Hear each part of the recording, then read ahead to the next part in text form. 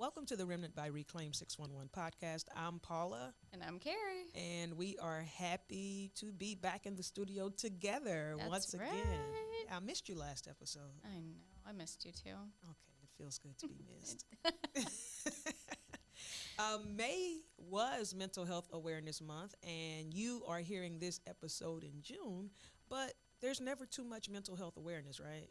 Exactly. Right. So today we have a very, very special guest who agreed to be on the show today, and we are excited about getting this information out to you guys. We are excited about our special guest, and Carrie always has a story.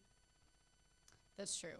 I do have a story. We haven't done a story in a while. It's been a while since But we've had a story. That's true. But this is kind of a story I heard from my husband. So it wasn't like a first-hand experience. Gotcha. Yes. So we have Jason Dyke from Carson's Village here, which we're going to have him introduce himself. But actually, maybe you want to tell the story of how you met my husband. I'd love to do that. So first, thank you for allowing me to be on the show and for the invite. I'm always happy to hear tell my story to everybody. So thank you very much. Yeah. So my story started on April 28th, 2017, when I lost my 11-year-old son, Carson. He was a good kid, the youngest of three boys, and on April 28th, he took his own life. I had built him a loft for Christmas about a year and a half previous to that, and he had taken a pair of pajama pants and hung himself from the safety rail. And it was a really cool bed, custom headboard, footboard. I had a little area for him to hide his money from his brothers, a little desk underneath, and he just had a tough day, and we still don't know why, but he chose to take his own life that night. And it was a Friday night, and it's always hard to tell. It was a Friday night, and my oldest was a trainer at the high school for the softball game, and my middle son was home, and Carson was home that night. And he had a tough day, and he'd talked to April, my wife, about that, and I thought everything was fine. We decided to go to a neighbor's house because they'd done some work in the backyard. Carson didn't want to go, so we took Ryan with us. I was ready to go because I was hungry after about 30, 45 minutes.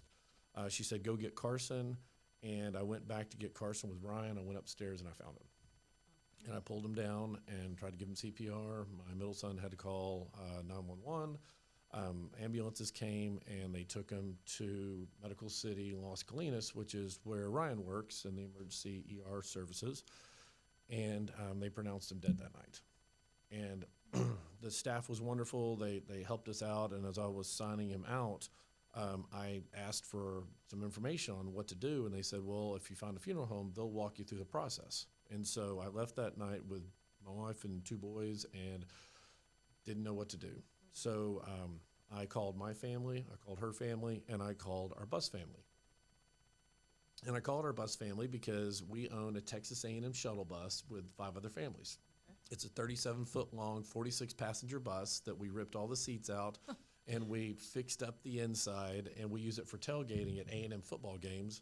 And we call them our bus family. We've probably gone on 75, 80-plus vacations with them. Tubing, Mexico, Schlitterbahn, just football games, baseball games, all over the place.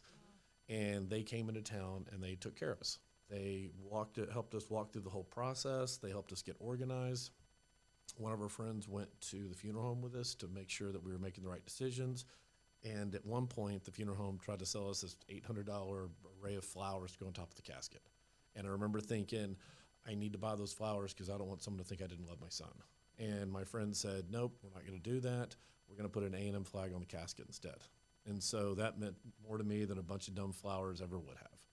And after we got through the funeral and I started thinking, I realized that not everybody had that village that I had, because we had a really strong connection to the community. We had our friends coming to town. We had a lot of people that leaned in on us, and a lot of people don't have that. So I thought, well, you know what, maybe I can form a nonprofit that would help families when somebody passes like that. So I went back to Medical City, Las Colinas, and met with the leadership team there and said, I've got an idea. I want to have a live advocate that's going to walk people through the process, and they loved it. And I had the 501c3 recognized by June, which is 2 months from Carson passing. It was June 27th. I call it Carson's Village birthday, about 2 months after Carson passed. We spent 2017 kind of getting our ducks in a row on what to do, and we helped our first family in January of 2018. Wow. And to date, we've helped nearly 900 families in 41 different states. Wow. The lion's share are in North Texas. We've got a lot of really great relationships in North Texas. One of the best ones is Baylor Scott and White. We support their pastoral staff across all 50 locations in their hospital network. But we also get referrals from the Red Cross, the Salvation Army, the Air Force. We have relationships with police departments all over. And so families have either had one of our brochures handed to them, or they'll find us in a Google search on the internet. Wow. Wow. And that's all since 17. 2017. So we've been operational for about 3 years now. Wow. And So- over 900 families. So we helped about 800 families in the first 3 years, and we think we'll help 800 in this year alone, the way the number of calls are coming in. Wow. So when you say help,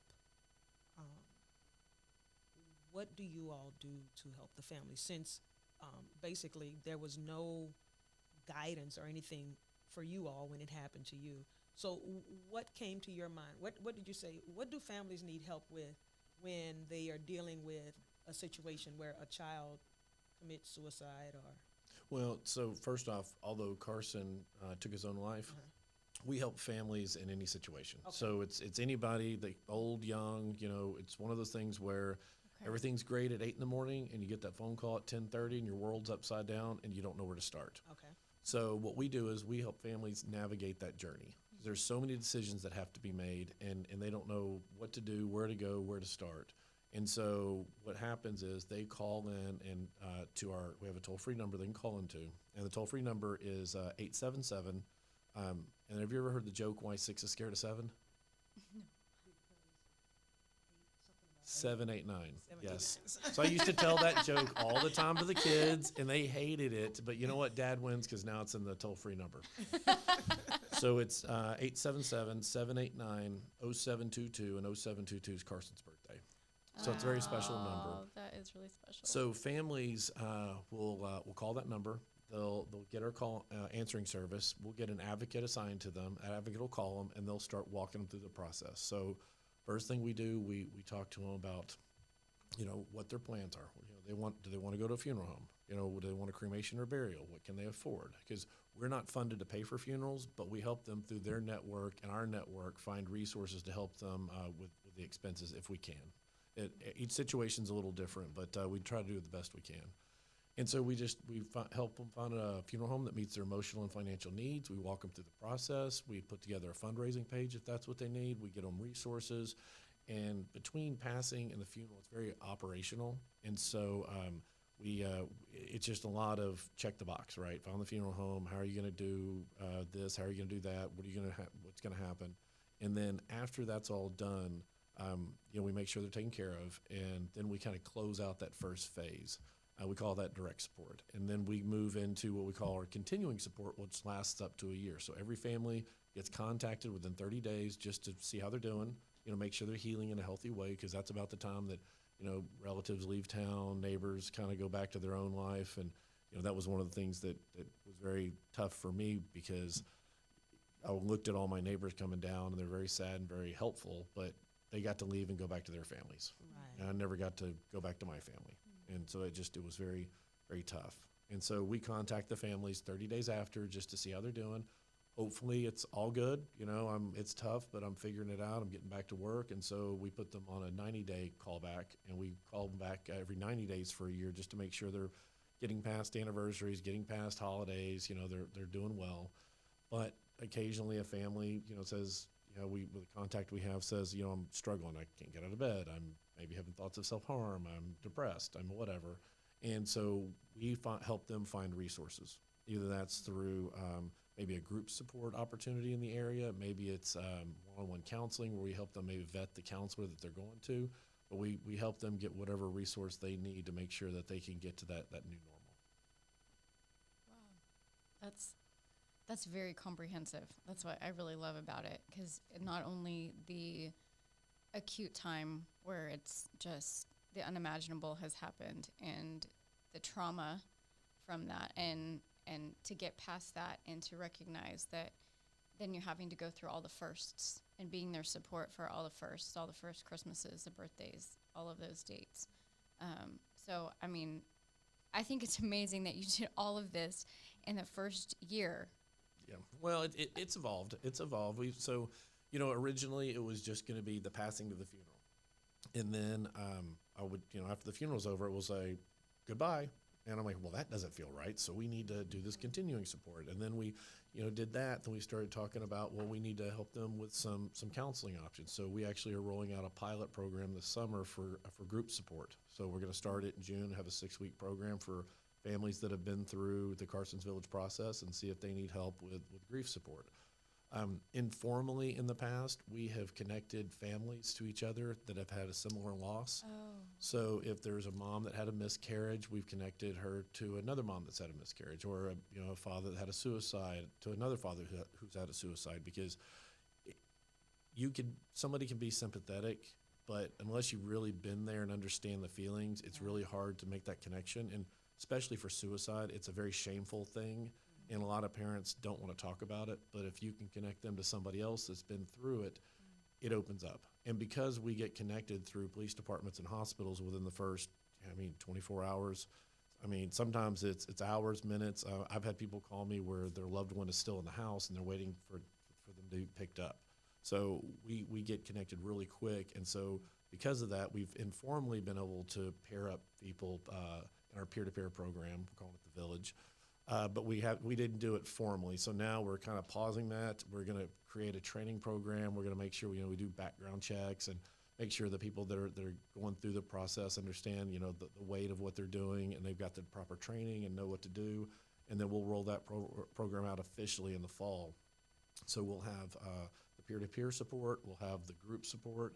And then we're also looking to roll out a program where we help vet the counselors that are out there. Because there are a lot of really good counselors out there, but they're not all grief counselors. And sometimes a counselor is really good at, say, adolescent support, but they can only fill 70% of the bucket, so they got to pay the bills, so they do grief support for the other third. Well, they're not that great. So we want to make sure that we get families to people that are grief specialists that can really help them and help them get to that new normal and grieve in a healthy way. I have a question. I know you say this is for all people who need help. Mm-hmm. Did you notice an increase in a need for help or support during the pandemic? Yeah, so I got some thoughts on that. So yes, we did have people call in because of COVID, but I think what happened with COVID, I think there was such a focus on COVID that everybody was, oh my gosh, they passed from COVID. What do you do? And we had these restrictions in where you couldn't have celebrations of life and you couldn't have people at the graveside or you couldn't have a funeral. Well, I think that obviously there was the mental strain on people that had folks passing from COVID and the whole environment, but there were also people that were still passing in car accidents or heart attacks or whatever it was, and they were suffering just as much because they couldn't honor their loved one. But no one was really talking about that. They were just talking about how COVID was affecting everything and not necessarily how people that had a normal loss were getting affected, because everybody was getting affected across the board, but no one, all anybody was talking about was the COVID deaths. But other people were being affected. They couldn't have their celebration of life. They couldn't gather. And as I'm sure y'all know, that's important, right? You got to come together. You got to cry together. You got to laugh. You got to tell funny stories. That's your closure. And when you can't get that closure, it leaves a big hole for you, and you have to process all that on your own, and it's tough. And COVID put that strain on COVID-affected families as well as all the other families that had somebody pass. Wow. Yeah, I mean, the shift of focus, like you said, even working in the emergency department, it's like anybody comes in sick, all you think about is COVID, right? And same thing in as you're describing is that, they kind of get lost in that. And then also, mental illness in general has majorly declined in COVID as well as suicide. And it's just to look back and see all of the things that weren't able to be in place is really sad. How many did you see you said you've helped 900 families since 2017? Yeah, well, since January of 2018. 2018. And I don't know if you said this, so I'm sorry if I missed this, but as far as helping from anyone who's had a loss, is that whether it's from suicide or from a heart attack or any unexpected loss, or is there Yep, anything? anything. Okay. Anything. I don't know. Okay. And it doesn't even have to be a current loss. Sometimes we'll have people that'll reach out to us that said, I lost my husband 3 months ago and I'm still struggling and I could use some help. And so we just roll them into that continuing support process and help them find the resources they need. So it's anytime someone reaches out to us, we want to make sure that we're there to help support them. And you're right, mental health has become a huge focus. And that's why we're putting the emphasis on rolling out, the vetting of the counselors, the group support, and that peer-to-peer program. Well, this is definitely the year we need it. Definitely. Yes. Definitely. I want to kind of go back and ask you some things in reference to your son, Carson. Okay. Okay, cool. So If I cry, just ignore that. that's Oh, okay. please. We cry. We cry. Oh, Actually, I Carrie is usually the always crier. cry. Yeah. Like she cries every podcast. All right. I'll keep the tears off the mic. Yeah, the listeners know Carrie's going to cry and Paula's going to try to keep it calm. Somebody has to stay centered. So we allow Carrie to cry. All right. So with him being 11, did he express some No. challenges or anything? No, he was a good kid. He was a straight A kid. He was the kind of kid that had like the 98s and 99s. He did all his homework on Friday because he wanted to make sure he could relax over the weekend. He had checklists for everything. I think he just put a lot of pressure on himself. My other two boys would, get grades less than A's, and they're like, what's the deal, old man? I'm passing. Right. But Carson was like on top of it, and he just put a lot of pressure. And April would say that as he was growing, that she was, in hindsight, this probably meant more, but she goes, I think I'm losing my little boy, because of puberty. He was changing. He was putting a lot of pressure on himself, but there was never any notion that he would ever do this. It came completely out of left field, and just, it was nothing that we had planned at all. Right. So because it was the middle son that was with you, Ryan. how was Ryan's action and recovery as it relates to? So everybody's different, right? So that night, Ryan and I went back to the house, and I went upstairs to find Carson, and I found him, and I pulled him down. It was dark, so Ryan, we didn't see him up there. But Ryan had called 911, and so he was, that was tough. The paramedics got there pretty quick and started working on Carson, but I knew that he had already passed. He wasn't responsive. So we had to wait. We had to sit there, and then April was at a neighbor's house, and I'm like, I've got to go get her. And so the policeman said, well, it's a crime scene. If you leave, you may not be allowed back in the house. And I'm like, well, right. So I waited, and then they took him downstairs to the ambulance. And I went to get April, and she was walking back from the neighbor's house with her phone flashlight on down the sidewalk, just beat up and down the road. And I had to stop, and I had to tell her. And she fell to the ground, and I picked her up, and I put her in the Jeep, and we went around the corner. It was dark, and you could see all the lights flashing and all that. And then we went to the hospital. On the way to the hospital, we had to go pick up my oldest, who was at the softball game, so I had to tell him on the softball field about Carson. And the reason I kind of go through a little bit of detail, it affected everybody a different way because they have a different recollection of it happening, right? I had to tell Alex on the softball field. Ryan's the one that came up, had to call 911. April was walking down the street, and I had to stop and tell her. And, I think it hit us all differently, but then everybody grieves in a different way. Right. And that's one of the things I've really been trying to open to, and making sure my families understand that there's not a right way to grieve. Everybody does it completely different. All four of us grieve completely different ways. And you just have to be open to that and understand that, because when you try to tell someone how to grieve, or try to tell someone to get over their grief, it doesn't work that way. Right. Yeah. And it's been tough. So, we've all had some counseling, and we've all had our own path to try to get to what our new normal is. Carson's Village is my counselor. So I was fortunate to have everybody help us and pay it forward, and so I get to do that now. And so that, although it's tough hearing the stories all the time, but it's very therapeutic to be able to help the other families and pay forward the generosity that I was given. Gotcha. I'm sorry. I didn't experience it, but to hear you share the stories and to hear the details, like, and I like that you pointed out everybody's experience or where they were when you gave them the information. And, I could actually picture it in my mind, Yeah. as you're saying it. I can see vividly, where each person was when they got the news. So, as parents, you said something about it being shameful.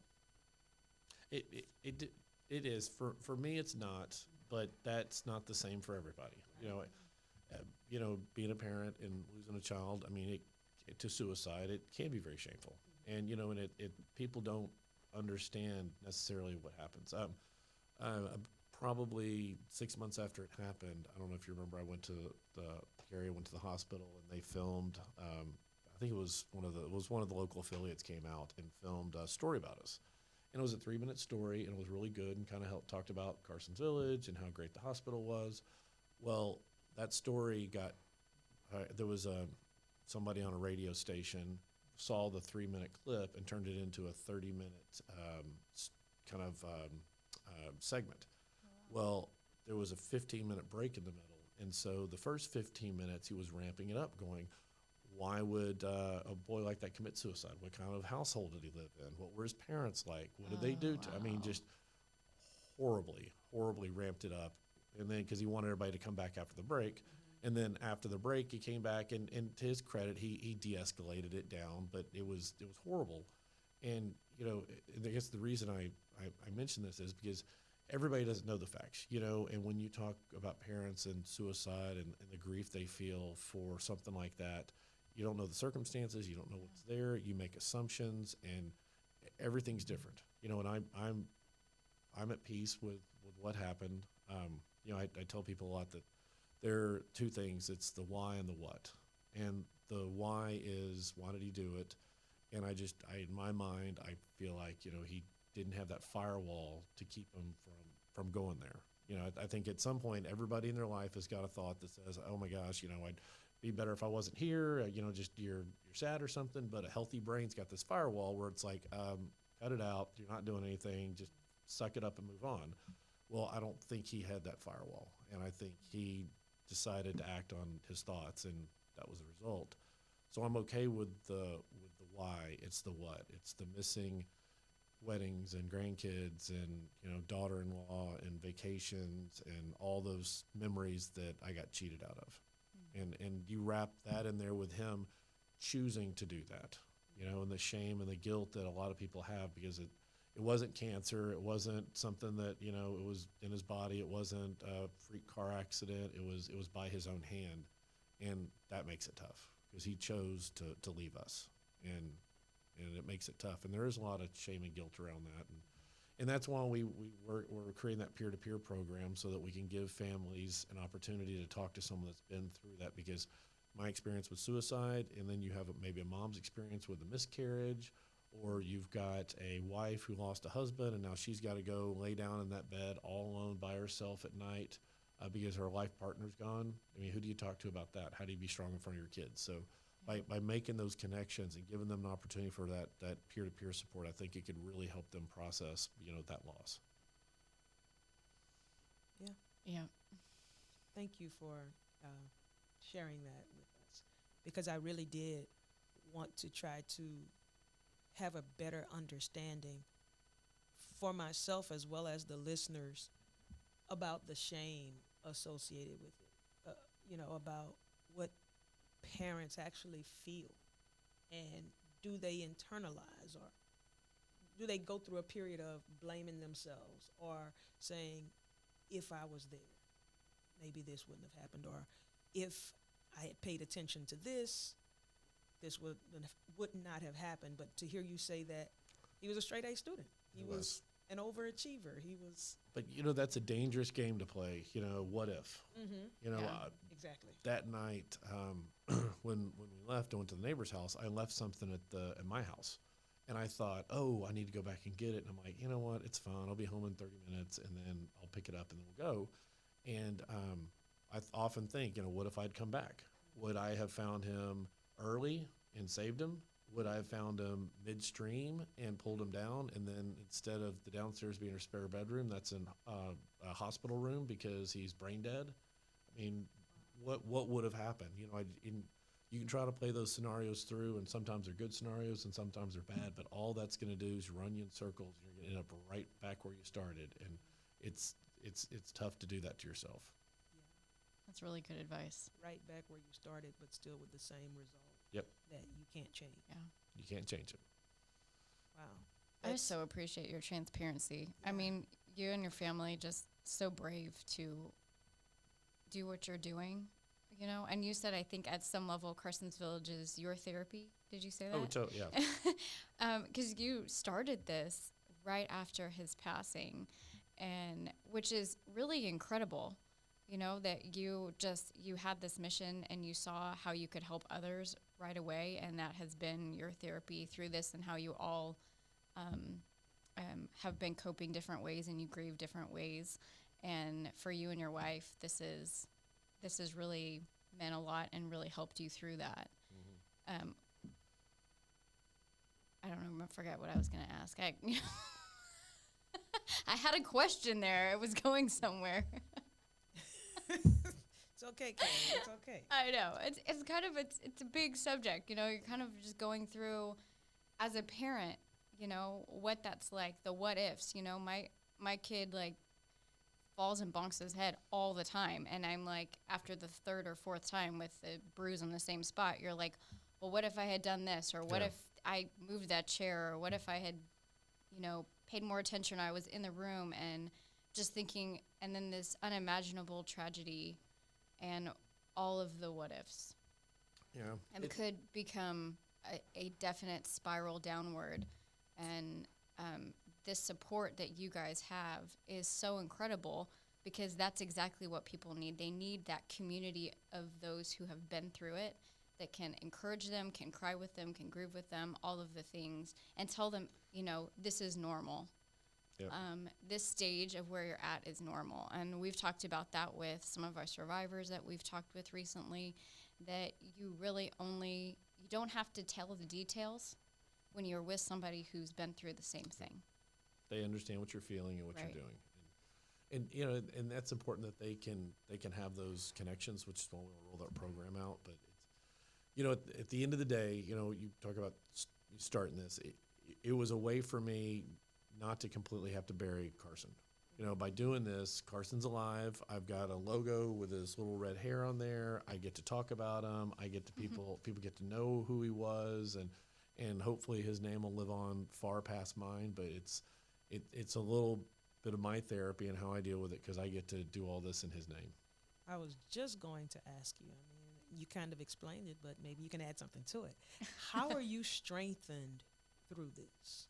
How are you strengthened? Like, do you have situations where, you know, you deal with families and you're like, man, I learned something from them, or I never saw this like this, but that's good insight? Or, you know, how are you strengthened from day to day? Or maybe it's not every day. Maybe it's, you know, you have those moments, but how are you strengthened through Carson's Village? You know what? Sometimes I think I'm weakened by Carson's Village, you know, because talking to all the families, and it's tough sometimes. You know, you do have to find some internal strength to continually talk to everybody. But I think the strength I get and what keeps pushing me on, you know, I had a call last night from somebody who had lost their 22-year-old son, and I talked to him. And that night and other conversations I have, when you get on the phone and you start walking them through the horrible process that they don't even want to be talking to you about, but they're forced to. But when they know you're there to help them, when they know you're there for free, you're not going to charge them. You know, I tell everybody that, you know, this is your decision. There's no right answer. There's no wrong answer. We're just going to figure this out together, and I'll tell you a bunch of stuff. And if you like it, great, keep it. And if you don't, you don't. But, you know, it doesn't matter. But I want to make sure you have all the information you can to make a decision. And you can just hear the stress come out of their body. I mean, you just feel the pause, the exhale, okay, I think I can do this. I've got some help. I know where to go, and I know what I'm supposed to do. And that does give me strength. That helps me when I know that I'm helping them. The other part that doesn't is when you hear about, you know, kids that pass. And, you know, I live in Capel, and Carson's buried in Rolling Oaks in Capel. the Rolling Oak Cemetery, and over the years I've gotten to know way too many people out at that cemetery, just because being in Capel, and it seems like when somebody passes in Capel, I'm one of the first people that get called for help. And so you just over time, I've gotten to know way too many people out there, and that sometimes that's tough because they're kids, and you get to know their families, and it makes it hard. So we're speaking about mental health, and part of your therapy is Carson's Village. Is there anything else that you do outside of Carson's Village to just maintain a good mental health space? What should I be doing, or what am I doing? What are you doing? And then you can share what you should be doing. Well, we all have the should be doing. Yes. I'm trying to eat better. I'm trying to exercise. I actually just went on a ski trip in February, and I learned that I could either breathe or put on my boots, but not at the same time.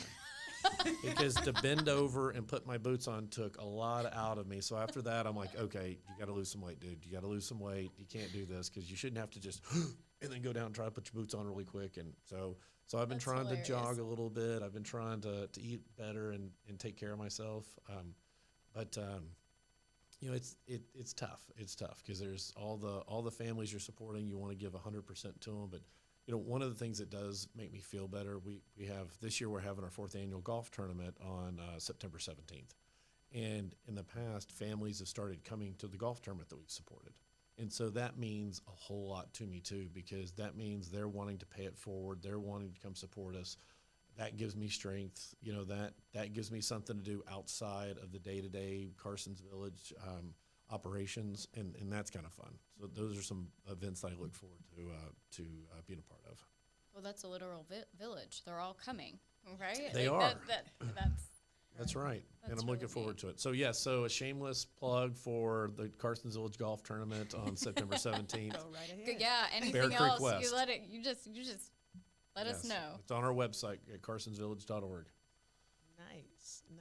And then how do they contact you? Through the website? Is there a number? You said the number. Yep, there's a number that they can call. They can also go to the website. There's a contact us, and they fill out a little form that has all their contact information in there, and then they hit submit. And then we tell them, someone will be back within 2 hours. Usually it's 10 or 15 minutes. We have got, so I handle the first 200 or so families that came in, and then I hired an advocate. Her name's Chelsea, and she handles the majority of the families that we have now. So we've got her and myself that handle it, and like I said, the volume's been picking up, so we may be looking for another advocate at some point that can come in and help us. And then we have volunteers to help us with Spanish-speaking families. So occasionally we'll have a Spanish-speaking family that will come in, and we've got volunteers. Sarah does a great job helping us with those families. That's awesome. So carsonsvillage.com. .org. See, I got it wrong. It's okay, Carrie. That's all right. We have your back. I'm a .org. I don't know why I did .com. No, we're reclaimer.org. Right. Well, Jason, we thank you so much for taking out time to share with us today and to inform the listeners about Carson's Village and the amazing things that you are doing, not only in your community, but across America. So we thank you for that. Is there any other information you'd like to share with the listeners? Nope, that's it. Just if you get a chance, go to our website, see the resources we have, stay top of mind. If the situation pops up where there's a need for us, we'd be more than happy to come out. What we do, we don't charge the families at all for our services, but it does take money to provide those services. So you can donate to us on the webpage. There's a donation button in the upper right-hand corner. We're always happy to take donations. That helps. And then just if anybody, if anyone or golfers out there wanted to come out on September 17th, the Bear Creek Country Club. We'd love to have golfers out there. It's a great time. We've had wonderful experience the last 3 years. We have lots of fun raffle prizes and giveaways, so it's a good time, and I encourage anybody to come out. I think I'm going to sign Ryan up. There you Ryan. go. Yeah. We both have a Ryan. Your son Ryan, my husband Ryan. Yeah, I think I'm going to sign him up. Get him to sign up Jeremy too. Jeremy hasn't played out there yet. We need to get him out there. Yes. I mean, if I could, I would play, but I don't know. I think I'd just make a fool of myself, so I'll let him go. right. Well, we thank you, Jason, so much again for taking out time to come with us and share this information. And Carrie, can you let the listeners know how they can contact us? Yes, you can contact us at support@reclaim611.org, or you can check out our website at www.reclaim611.org, not com. Thank you so much for listening, guys. And until next time, don't forget to step into the fight. Bye-bye. Bye-bye. Thank you Okay. so much. You're very welcome. Very welcome. Really So you said appreciate it.